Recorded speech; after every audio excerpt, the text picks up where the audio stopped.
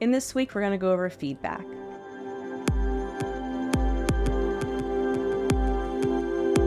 So it's an essential skill in relationships to be able to give and receive feedback constructively and effectively. Being able to do this allows your relationship to avoid conflicts or avoid them from escalating, being able to understand and hear each other, and just overall improvement of your communication. Because in relationships, we need to talk about what's going on for us, being able to give this information to our partner in a way that they can hear and receive it is going to be essential. So in your journal prompts, you're going to kind of explore and reflect on how did this look in your family growing up? How do you receive feedback? Are you open to it? Do you get defensive? Is it hard for you to receive constructive feedback? Or maybe it's hard for you to receive positive feedback, but it might be easier to give feedback. So in those journal prompts after this video, the two of you can kind of reflect and go through that together to understand where this might come from. But in this video today, I'm going to go over some tips and tricks on how to do this effectively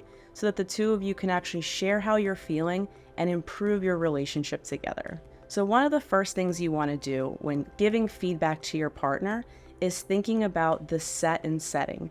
Is this the right time and place to share how I'm feeling about something, if I want something to change or if I'm noticing a behavior? So we want to avoid saying things like, we need to talk, and then putting it off until a later time. That instantly evokes anxiety and pressure on the other person. They may be thinking about it all day, creating this narrative in their head about maybe what's wrong. So we want to avoid having that happen, but we do want to think about what is the best time to have a conversation like this. So when you want to pick the right time to give or receive feedback, you want to think about, do you have some privacy? Do you have enough time to talk about something? You also want to think about, are you or your partner angry or stressed in that moment? Probably not the best time to start talking about something serious, right? So you're going to look for a time where maybe the two of you are neutral or more calm. You're already kind of in a good space together. You have the time, there's no one else around, and you can actually dedicate this uninterrupted time to each other. So that means if you have an appointment or a meeting in 20 minutes, it's probably not a great idea to bring up something big and important to your partner right then and there, because you're starting something where the two of you need to think and discuss, and then you have to stop midway through and sit on it for a long time. And that just kind of creates a lot of anxiety and angst between the two of you. And then you don't actually get to talk through the whole thing.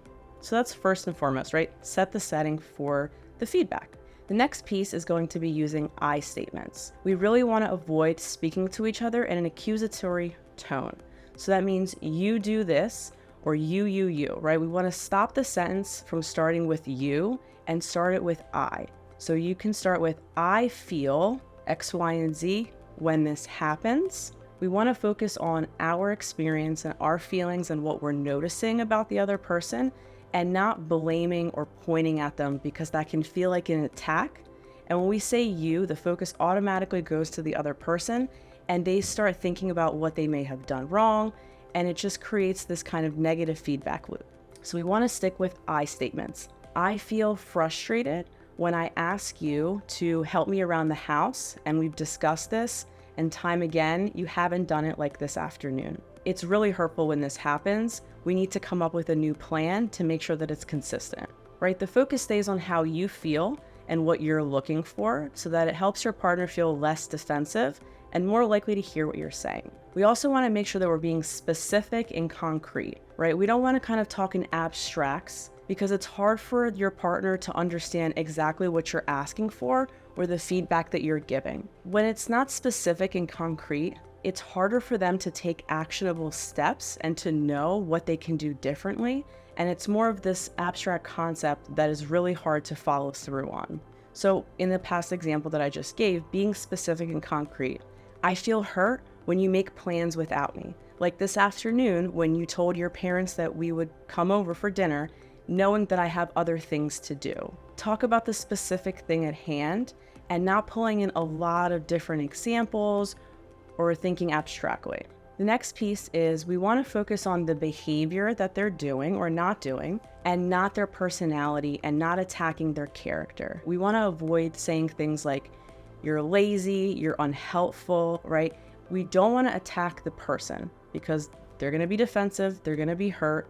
It's accusatory, it's blaming, and it's frankly mean, right? This is not an effective way to express what you're looking for. We want to be specific and concrete, and we want to talk about the behavior that's happening that we would either like to change, see differently, or that we are happy with.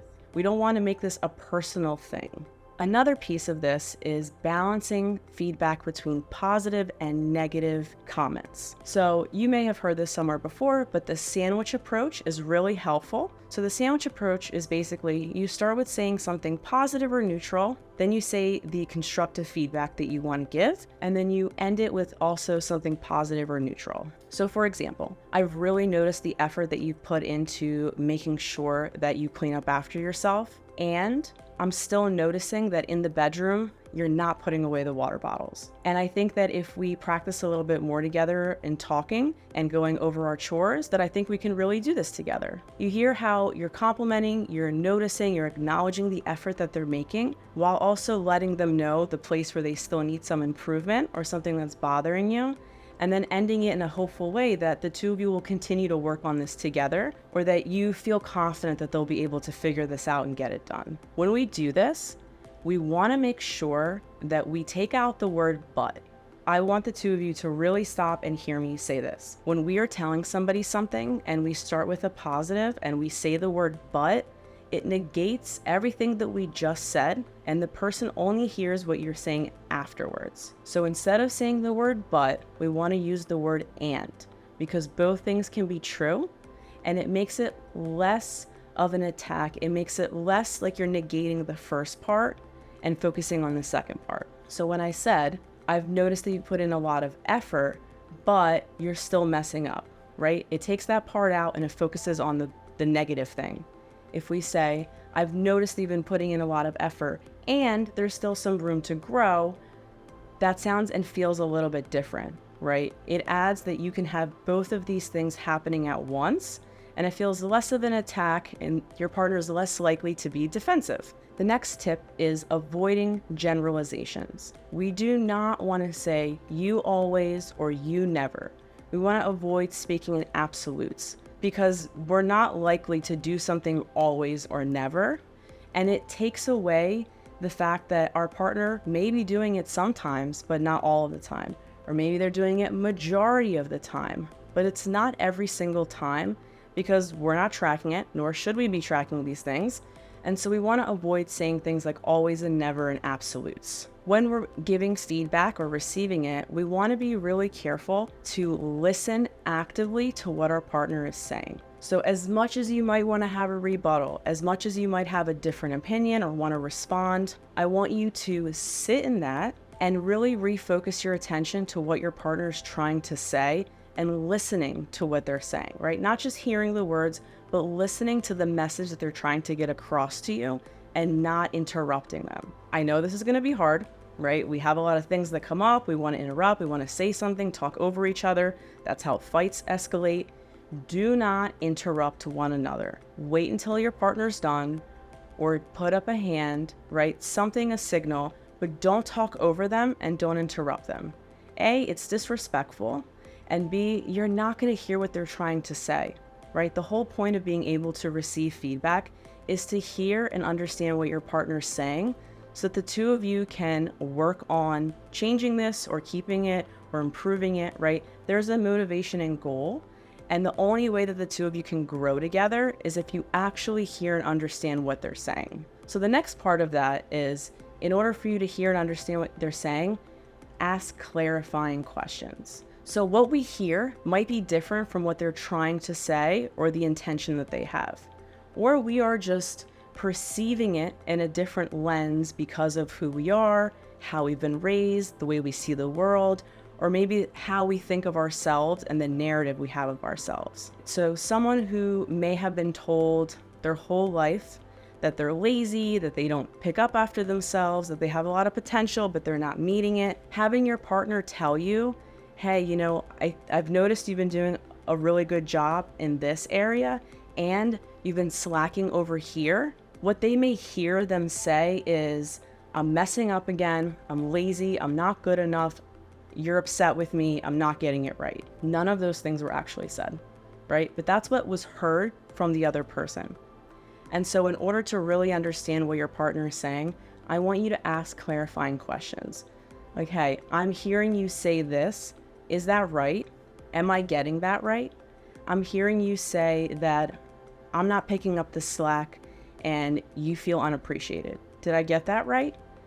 And your partner will either say, yeah, that is actually what I'm saying, or they say, no, that's not what I'm saying at all. What I'm actually saying is this, right? So it's going to be this kind of back and forth formula to be able to hear what they're saying, to receive it, to clarify if that's actually what they're trying to say, and then be able to take that in and reflect on it.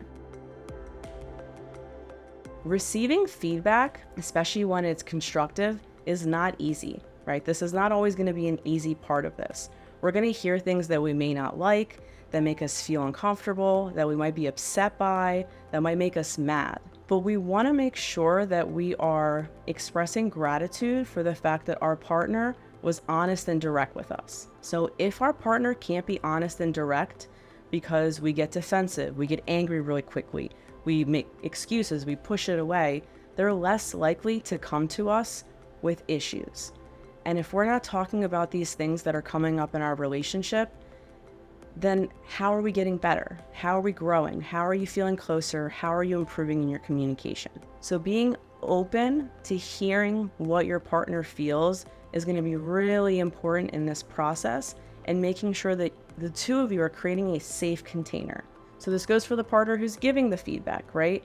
Make sure that it is in an assertive, direct, and honest way that's respectful, that's not attacking their character, that's not making it personal, and is not only focusing on negative pieces that they feel like they're not doing right. And making sure you're picking a time and place that's going to be conducive to the two of you being able to talk through something. I know when we talk about feedback, it may feel like we're focused on constructive criticism that might feel uncomfortable, but it's also real important to be able to give positive feedback and to receive positive feedback. If your partner is open and is able to tell you how much they care about you, how great you're doing, give you praise, compliment you, right? They are not stingy with their compliments, right? Their love language may be words of affirmation. And if they can do this and you didn't grow up or you're not accustomed to having such positive comments come towards you, it could feel very uncomfortable, right? You may reject it. You may push it back. You might say it's not true or make excuses. All of these things can happen and they're common. And so it's important to think about that if someone's giving you positive feedback and you reject it because it's uncomfortable for you, you're almost rejecting a gift from somebody, right? They want to give you something positive. They want to share something with you because they care about you and they want to make you feel good, and you're pushing it away. And so if we do that enough times, our partner or whoever may stop giving that praise, and they may learn that it's not something that you want, even though you may actually want that, or you may actually think, oh, I never hear positive praise, but it may be due to the fact that you're not able to receive it. So a tip to be able to receive positive feedback is just to say thank you. Right? Even if it feels uncomfortable, even if you don't agree with it, or you think it's weird, thank you. And just leave it at that. And that's a different piece that we can explore and work on in terms of your own self-esteem, of being able to receive compliments.